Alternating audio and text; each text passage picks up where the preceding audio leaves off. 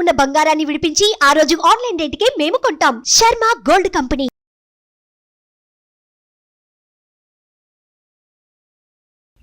నమస్తే, welcome to Suman TV. నేను మీ యామ్ని. ప్రస్తుతం మనతో ఉన్నారు ప్రముఖ ఆధ్యాత్మికవేత్త, ప్రముఖ జ్యోతిష వాస్తు పండితులు మాడుకుల శివప్రసాద్ గురువు గారు ఉన్నారు. మన గురుగారితో మాట్లాడదాం. నమస్కారం గురుగారు. ఆశీర్వచనం తల్లి.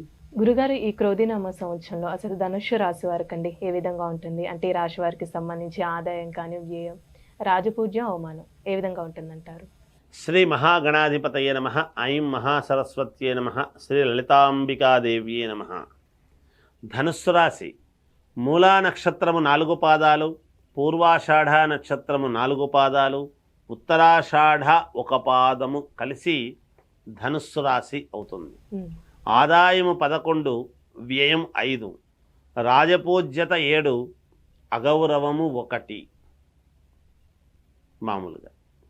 అయితే ధనుస్సు రాశి వారికి ఈ సంవత్సరము చాలా అంటే చాలా బాగుంది.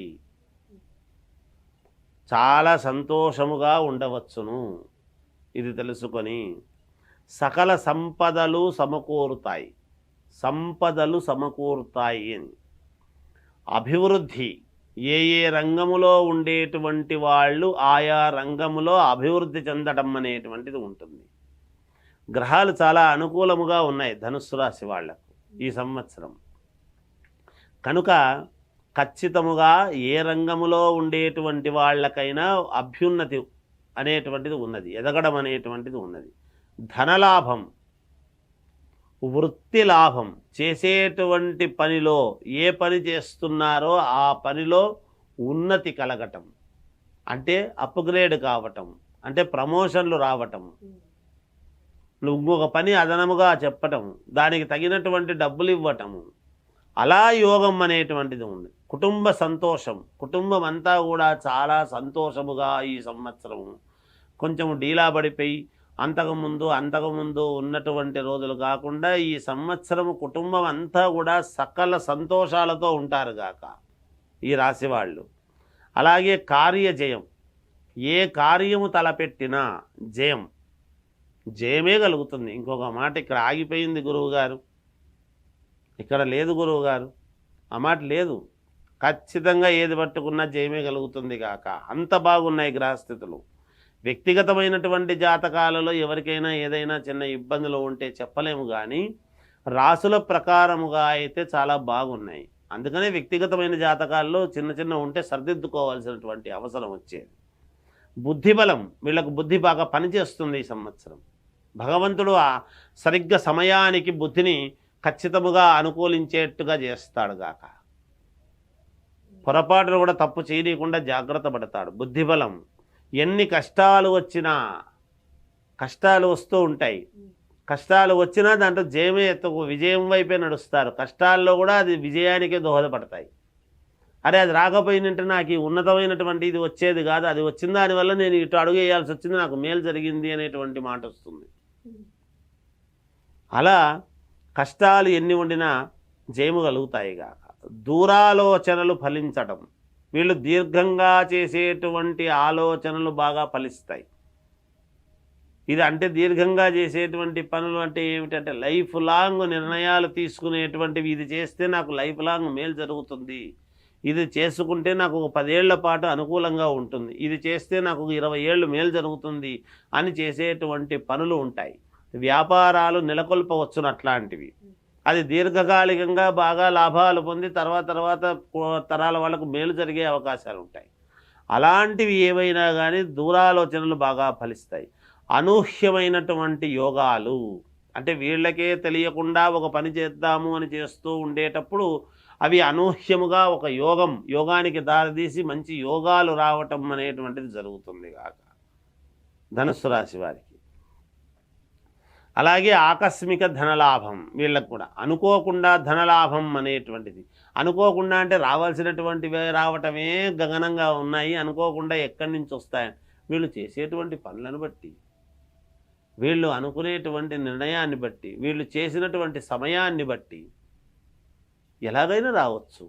ఆ చేసే వాళ్ళకి అందరికీ, ఈ రాశి వాళ్ళకి అందరికీ అని కాదు, ఆయా పనుల్లో చేసుకునేటువంటి వాళ్లకు కొంతమందికి ఖచ్చితముగా ధనలాభం అనేటువంటిది అనూహ్యముగా రావటం అనేటువంటిది జరిగి తీరుతుంది గాక, అందులో ఏమాత్రం సందేహం లేదు. అలాగే భూ క్రయ విక్రయాలలో జయం పొందడం, భూములు కొనేటువంటి వాళ్లకు అమ్మేటువంటి వాళ్ళు రియల్ ఎస్టేట్ సంస్థ, అంతేకాదు రియల్ ఎస్టేట్లో పనిచేసేటువంటి వాళ్ళైతే ఏదో అమ్ముతుంటారు కొనిస్తుంటారు.